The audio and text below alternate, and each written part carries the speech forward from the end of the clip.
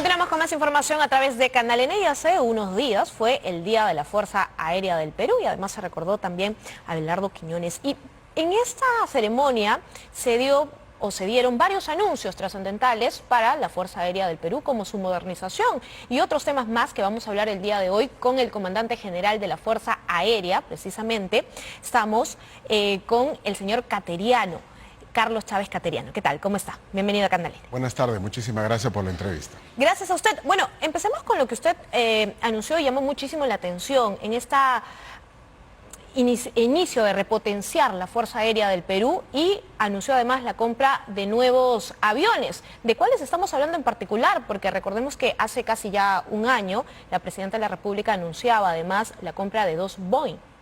Sí, es correcto. Buenas tardes. Bueno, en primer lugar, yo quiero precisar de que comprar aeronaves no es tan fácil como comprar, por ejemplo, un automóvil. Comprar aeronaves requiere de un estudio técnico porque hay muchos ofertantes en el mercado, pero no todos pueden cumplir con las características de nuestro territorio. Nosotros tenemos costa, montaña y selva. Entonces tenemos que buscar entre los ofertantes del mercado una aeronave que tenga las capacidades de cruzar la cordillera tanto de día como de noche, con una falla de un motor, por ejemplo. La mayoría de los aviones ahora usan 2 motores. Tal es el caso del avión Spartan, un avión italiano que compramos hace algunos años, que tiene esta característica muy particular de motores muy potentes y cabina presurizada. Con un motor él puede cruzar la cordillera. Otros modelos de aeronaves no pueden. Entonces, en ese sentido, nosotros evaluamos el mercado para ver cuál es la necesidad del país. En este momento acabamos de comprar 2 aviones Beechcraft 360C, nuevos de fábrica, directamente a la compañía Textron, sin ningún intermediario que haya participado en la operación. Estos aviones van a tener varias configuraciones, pero la configuración más importante y que no tenemos en la Fuerza Aérea es la configuración de un avión ambulancia certificado en fábrica. El primero de estos aviones fue adquirido en el año 2022 y se va a entregar en el mes de octubre de este año.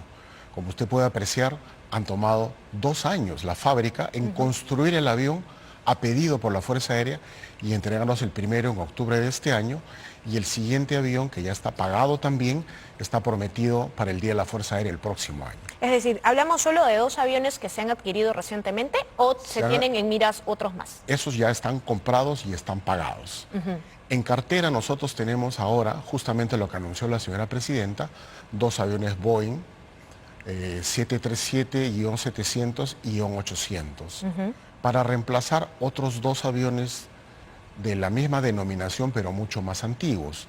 Un 737-200, que nosotros mismos hemos retirado del servicio con 45 años. ¡Wow!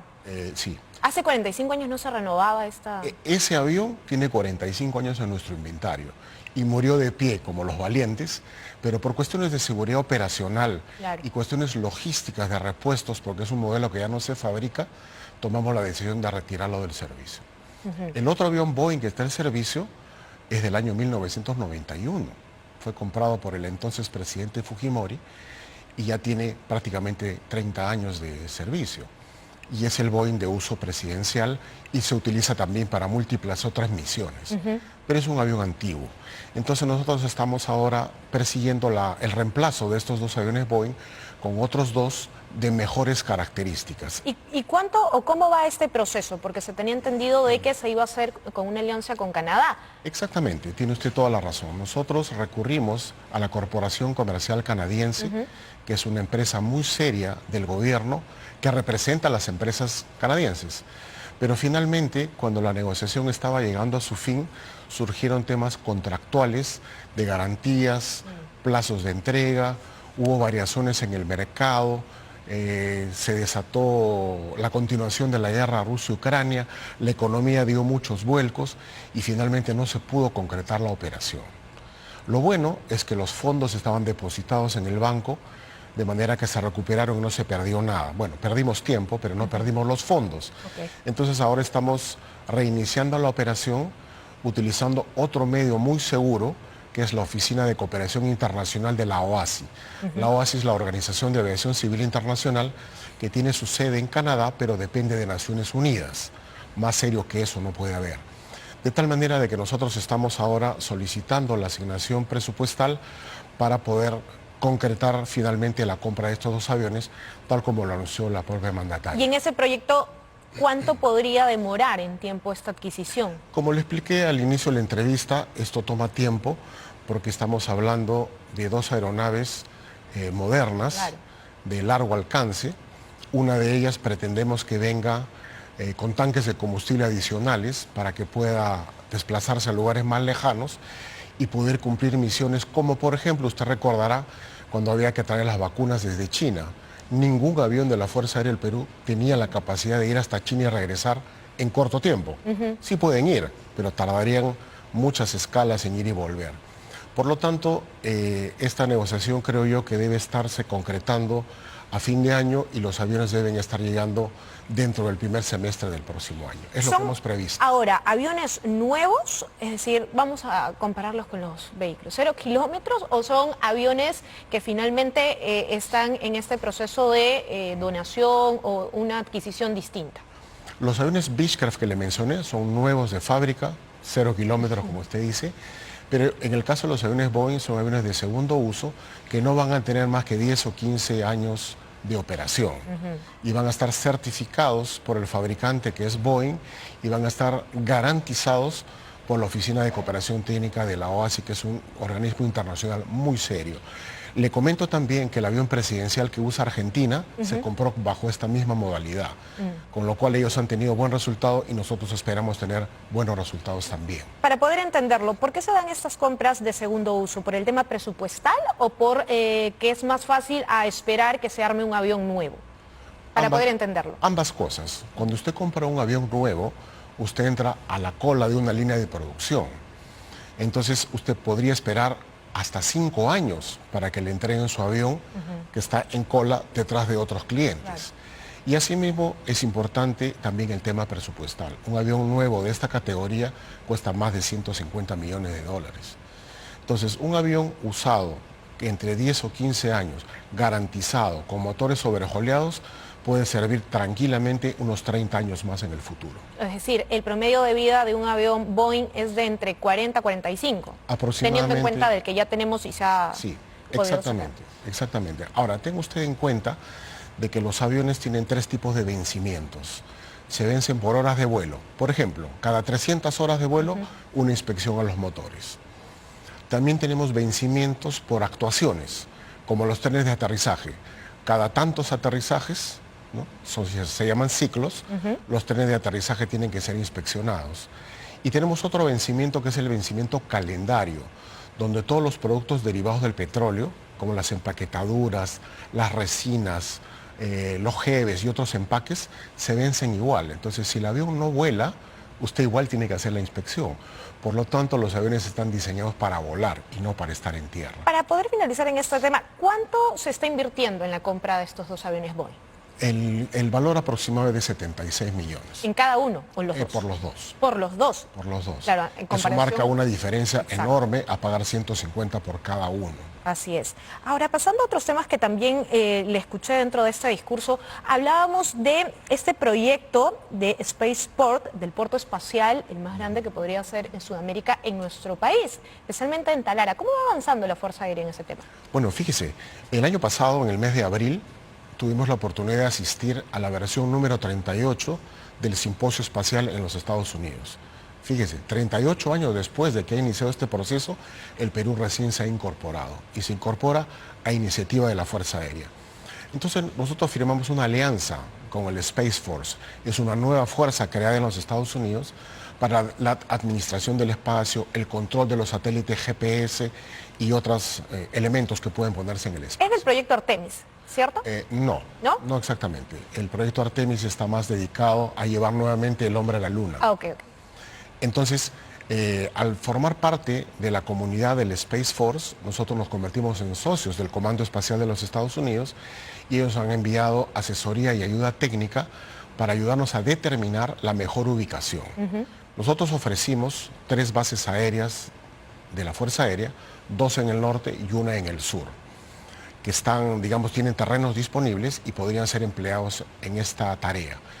cuando hemos recibido el asesoramiento del Comando Espacial de los Estados Unidos, nos han explicado que no solamente es importante tener un área determinada para establecer una posición de lanzamiento, sino que también hay que tener facilidades técnicas alrededor.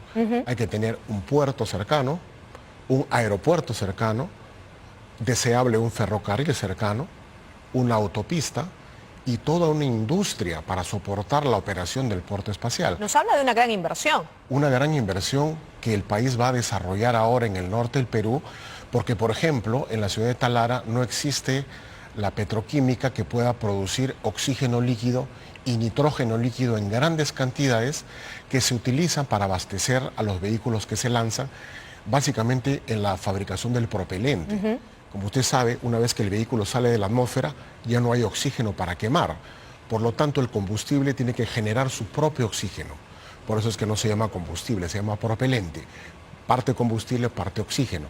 Y esto tiene que ser producido de manera local. No puede traerse desde el otro lado del mundo porque elevaría mucho los costos y finalmente hay que generar un rédito para el país. Entonces, estamos convencidos de que esto va a crear muchísimos puestos de trabajo, va a incrementar notablemente la creación de nueva tecnología para nuestros peruanos, para nuestros jóvenes sobre todo. Y además le comento de que nosotros hemos terminado ya los estudios técnicos y hemos determinado que la posición va a ser en la base aérea de Talara. Lo hemos informado ya al Ministerio de Defensa, quien a su vez va a encargarle a Proinversión la ejecución de los estudios iniciales para la construcción del puerto. Claro, suena bastante ambicioso, comandante general, pero claro, la gente quiere saber cuánto tiempo podría tomar, porque estamos hablando de una inversión enorme, gigante, incluso dentro del desarrollo de políticas nacionales espacial, que es lo que se debería ir impulsando dentro de la integración, la globalización y mucho más en el avance de Sudamérica, especialmente si es en Perú. ¿Cómo va entonces este procedimiento que ya se venía anunciando además como noticia, pero que nos dice usted todavía tiene que pasar por Proinversión? Y en estas me imagino que hay licitaciones, hay postores. Sí, Fátima, tiene usted toda la razón. Fíjese, este es un proyecto nacional de gran envergadura que requiere una inversión inicial de unos 300 millones de dólares. ¿Del Estado? No, de los inversionistas. Ahí es donde entra Proinversión. Entonces, el proyecto lo presenta la Fuerza Aérea, el Ministerio de Defensa emite una resolución dándole la paternidad del proyecto a la Fuerza Aérea. Por eso es que nosotros hemos entablado contacto con el Space Force y todo lo que ya le comenté, y hemos hecho todos los estudios técnicos hasta donde nosotros podemos avanzar. La parte financiera, solo hay dos caminos: o lo invierte el Estado o lo invierte un inversionista extranjero. En este caso, Proinversión está en la libertad de hacer una convocatoria abierta o podría ser también una convocatoria dirigida a un proveedor como Boeing, como Lockheed Martin, como la NASA, como SpaceX y muchos otros operadores de esta naturaleza. Esperemos que sea así, porque la inyección de capital extranjero no solamente va a construir las instalaciones físicas, sino que también va a desarrollar una industria conexa alrededor, como ya le manifesté. Pero hay algo más que le quería comentar. Como nosotros hemos avanzado tan rápido en este proyecto, la construcción, perdón, me olvidaba, usted me preguntó, va a tomar entre 3 y 4 años. Desde que Proinversión... Desde que le adjudica al inversionista. Va a hacer estudios técnicos, estudios de suelos, estudios meteorológicos y un montón de cosas más para hacerlo bien. Además, va a ser el primer y único puerto espacial en la costa del Pacífico. ¿Y por qué? Por la posición que tiene la base Talara. Está solamente a 4 grados bajo la línea ecuatorial, 4 grados de latitud. Esa es una posición privilegiada, por eso es que los expertos del Space Force dijeron, tiene que ser aquí. Lo que le quería comentar además es que al haber entrado de lleno en la comunidad espacial, el Space Force de Estados Unidos nos está transfiriendo un telescopio de exploración espacial que por estos días debe estarse firmando ya el convenio para iniciar el proceso de transferencia a la Fuerza Aérea del Perú. Eso nos presenta un nuevo reto, porque el Space Force nos ha pedido 10 candidatos para ir a estudiar... ¿A la NASA? Estudios especiales para poder operar este satélite, con cosas que ningún peruano sabe, con materias que ninguna universidad en el Perú tiene. Entonces esto va a ser un salto tecnológico y de conocimiento muy importante para las nuevas generaciones de oficiales y técnicos en nuestra Fuerza Aérea, que van a ser los 10 primeros operadores de este telescopio, que no se le ha hecho mucha propaganda todavía, porque está en proceso de administración para la transferencia, pero calculamos que en el lapso de un año o un año y medio ya debería estar en nuestro territorio y probablemente sea ubicado en una base aérea al sur del Perú. Hablando del espacio, otro tema que está ligado a ello es el satélite, que ya tiene aproximadamente 7 años, tengo entendido, y imagino que su tiempo de vida se va reduciendo. ¿Cuándo se proyecta que se pueda cambiar, teniendo en cuenta que es muy importante y trascendental para nosotros, para ciertas predicciones? Exactamente. Déjeme explicarle un poquito cómo funciona esto. El tiempo de garantía de la vida útil del satélite es de 10 años. No quiere decir que al 10º año va a dejar de funcionar. Lo que pasa es que en órbita hay más de 6.000 objetos espaciales, entre satélites activos, satélites inactivos y fragmentos de satélites destruidos, que se llama basura espacial. Entonces, cada tanto tiempo es necesario modificar la órbita de nuestro satélite para que no choque con una basura espacial. Esta modificación se hace a través de pequeños cohetes jets con un combustible que se llama hidracina. Entonces, realmente el tiempo de vida está determinado por la cantidad de veces que usted tiene que cambiar de órbita consumiendo la hidracina. Las nuevas leyes internacionales ya no permiten abandonar el satélite en la órbita cuando éste deja de operar. Claro, porque se convierte en basura espacial. Exactamente. Por lo tanto, hay que reservar una pequeña cantidad de hidracina para con el último impulso orientarlo hacia la Tierra y bajarlo. Entonces, nuestro satélite afortunadamente ha sido cambiado de órbita pocas veces. Por lo tanto, hemos calculado que su hidracina debe durar por lo menos unos 4 años más. ¿Desde ahora? Desde ahora, por lo menos unos 4 años más. Es un cálculo aproximado. Sin embargo, no podríamos ser tan irresponsables de esperar al último día para recién pensar en su relevo. Por lo tanto, los estudios técnicos para su reemplazo ya se han iniciado a través de la Agencia Espacial del Perú, que está administrada también por un general de la Fuerza Aérea en servicio activo. Se han iniciado ya los estudios para el reemplazo. Lo ideal digo, no necesariamente va a ser así, sería que sea un satélite de la misma familia, pero en los 7 años que Perusat tiene en el espacio han aparecido nuevas tecnologías, nuevos proveedores, nuevas capacidades y nuevos precios también. De tal manera de que cuando los estudios concluyan vamos a tener la posibilidad de renovar este satélite y lo ideal es lanzarlo antes que el otro cumpla su ciclo de vida, porque el otro puede dejar de funcionar a partir de los 10 años en cualquier momento. Entonces, ¿no? Estamos hablando de antes del 2028. Aproximadamente en este recambio. 2 preguntas muy puntuales, comandante general, porque entenderá que el tiempo en televisión es bastante corto. Primero, sobre la interdicción con Estados Unidos, y segundo, nos gustaría saber además qué información nueva se tiene de este avión de Saeta que fue secuestrado. Entendemos que ustedes también son parte de esta investigación que se les ha derivado también a la Policía Nacional. Bueno, en el primer caso, a lo que se refiere a la interceptación aérea, como usted recordará, hace 2 décadas teníamos un programa muy agresivo y muy efectivo con ayuda del gobierno norteamericano en la gestión del presidente Obama. Prácticamente todo el material que se utilizaba para las interceptaciones aéreas era americano. Los radares, los aviones, los sistemas de comunicación y hasta el personal. La contribución de la Fuerza Aérea era con personal también, con las bases aéreas y con nuestras aeronaves. Finalmente, el piloto peruano lo que hacía era simplemente cumplir la orden de todo el sistema de la cadena de mando que le decía: intercepte usted a tal avión o derribe usted a tal avión, porque estaba permitido en aquella época con la legislación vigente de aquellos años. Lamentablemente un día hubo un error en la cadena de mando y el piloto derribó una aeronave civil con personal norteamericano a bordo. Esto desató un escándalo diplomático de proporciones que terminó en el fin del programa de la ayuda financiera y militar. Los Estados Unidos recogieron su material y se fueron de vuelta a casa, y nuestro piloto pues enfrentó un proceso judicial, ¿no? Esto ha durado 20 años.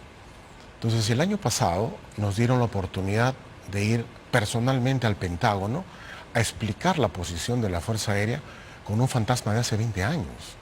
Felizmente nos escucharon, nos apoyaron, se generaron nuevas reuniones y finalmente nuestra Cancillería, de una manera muy eficiente, terminó de redondear el caso y se firmó un nuevo acuerdo de interceptación aérea que ha sido ratificado por nuestro Congreso hace 2 o 3 meses, Sí. con lo cual las restricciones finalmente han terminado. Pero durante el proceso de las restricciones, que dura 2 décadas, hemos lamentablemente perdido muchas de estas capacidades. Entonces, ahora que somos nuevamente socios comerciales y socios militares, hemos requerido al gobierno de los Estados Unidos la restitución de todos los elementos que fueron perdidos durante estas 2 décadas para reiniciar los procesos y los protocolos de interceptación aérea nuevamente tal como se hacía. Y eso tomará, me imagino, también un tiempo prudente, mientras llegan, regresan, Claro, se gestionan. porque usted se imaginará que así como nosotros Claro. tomamos tiempo para hacer los estudios, ellos también se lo toman. Y mientras tanto, todavía ustedes no pueden hacer efectivo esta lo ley. hacemos, pero de una manera limitada, porque como le comenté hace unos minutos, muchos de estos Claro. elementos fueron perdidos o se hicieron obsoletos en el tiempo. Nosotros seguimos cumpliendo nuestra misión constitucional con los elementos que el Estado nos pone a disposición. Muy bien. Finalmente, comandante general, lo de Saeta, que ha sido preocupante, ver este secuestro y que finalmente se haya perdido esta nave aérea y que no se sepa hasta el momento dónde está. Lo último que he podido leer es que se encontró la puerta. ¿Esto es cierto? Bueno, lo que pasa es que este es un acto delincuencial como cualquier otro, como robar un carro, pues se robaron una avioneta. Uno de los ladrones era piloto porque se llevó él mismo volando la nave. Pero acá hay un detalle bien interesante que es bueno que los televidentes conozcan. Para el control del espacio aéreo se utilizan 2 tipos de radares. Ajá. El radar primario y el radar secundario. Un radar primario, imagínese usted un murciélago que emite una señal y rebota un eco. Eso hace un radar primario. Emite una señal electromagnética, un pulso electromagnético, y cualquier cosa que esté volando en el espacio lo refleja en la pantalla de radar. Si tiene plan de vuelo y si tiene sus datos conocidos, va a ser identificado como amigo inmediatamente. Si no tiene plan de vuelo, va a ser identificado como enemigo, o como sospechoso, o como aeronave en peligro, cual sea. Pero estamos hablando de un radar primario. Los radares secundarios que opera la Corporación Peruana de Aviación Comercial, secundarios, no son realmente radares, son interrogadores. Le preguntan electrónicamente al avión, ¿quién es usted? Y el avión le contesta, soy el Saeta 324. Pero en el caso del robo, este equipo fue apagado en el avión. Es decir, ¿este fue apagado antes de emprender el vuelo? Seguro que sí. Es decir, por el piloto que estaba antes en... No, debe haber sido apagado por el piloto que se robó el avión. Mientras estaban en Claro, este proceso. Lo que sucede es que si usted apaga el respondedor del avión, el interrogador de tierra Ya no tiene puede. quien preguntarle. Claro. Esa es la desventaja de un radar secundario. El radar secundario sirve solamente para controlar el tráfico aéreo formal, regular, debidamente registrado y con plan de vuelo matriculado en Corpac. Es por eso es que es tan difícil controlar el tráfico aéreo informal de las avionetas que transportan, por ejemplo, dinero sucio de narcotráfico. O sea, para poder drogas, entenderlo, ¿no? comandante general, este avión de Saeta no se puede entonces rastrear mientras hayan apagado este radar. Es decir, no es obligatorio o ¿cómo explicarlo? Obligatorio es. ¿No es obligatorio que se tengan los dos? Es decir, tanto el primario y el secundario. ¿Es opcional entonces que cada avioneta pueda tener el que desee? Es que ese equipo no está en el avión, ese equipo está en tierra. El radar primario está en tierra, emite una señal Claro. y recibe una señal de cualquier eco que esté volando. El radar secundario emite una interrogación. Claro, la pregunta. Y el avión le contesta. Ajá. Pero si el avión no tiene el equipo funcionando, no contesta nada. ¿Y el primario tampoco puede El primario rastrearlo? sí, el primario sí. ¿Y el primario estaba funcionando con el equipo de Saeta? Tendría que confirmar esa información porque nuestra frontera con Brasil tiene casi 2.000 kilómetros y como usted comprenderá es imposible coberturar toda la frontera. Entonces, al haber apagado su transponder y al volar a baja altura, es posible que haya estado fuera de la cobertura de cualquier radar. Una vez que ha cruzado la frontera con Brasil, suponemos que Brasil lo ha debido captar con sus radares primarios, pero eso es parte de la investigación. ¿Y que no está se en les curso emitido en un este informe momento. todavía a ustedes? No. No. lamentablemente. Muy bien, entonces parte de lo que nos informaba el comandante general del aire de la Fuerza Aérea del Perú, Carlos Chávez Cateriano, a quien le damos las gracias por estar aquí y esperamos entonces que se pueda también tener mayor información sobre este secuestro de este avión de Saeta. Muchísimas gracias nuevamente. Gracias, Fátima. Buenas tardes con todos. Buenas tardes. Nos vamos a una pausa.